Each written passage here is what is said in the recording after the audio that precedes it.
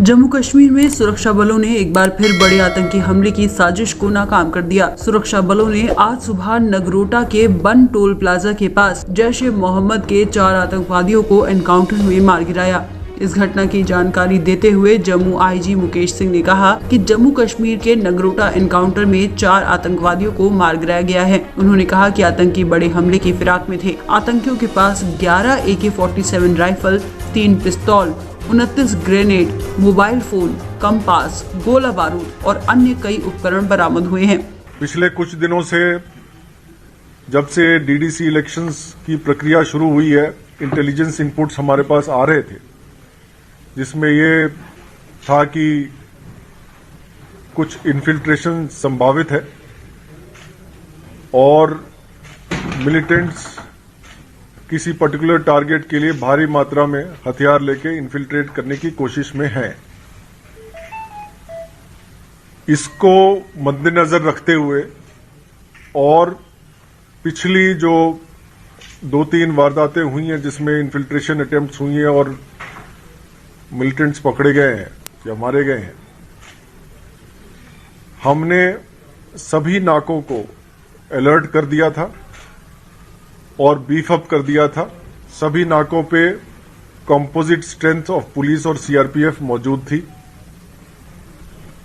इस सिलसिले में आज सुबह 5 बजे जब चेकिंग चल रही थी तो एक ट्रक को रोका गया और जब ड्राइवर को उतारा गया तो वो वहां से फरार हो गया। शक जब हुई तो जो ट्रक था उसकी तलाशी ली गई और तलाशी के दौरान जो पुलिस और CRPF की पार्टी थी उन पे फायर आया और जवाबी कार्रवाई शुरू की गई। धीरे धीरे और भी फोर्सेस ने ज्वाइन किया और लोकल वहां की आर्मी यूनिट ने भी हमारा साथ दिया। एनकाउंटर तकरीबन 3 घंटे तक चला, जिसपे हम पर काफी भारी मात्रा में एम्युनिशन फायर किए गए, ग्रेनेड्स फेंके गए।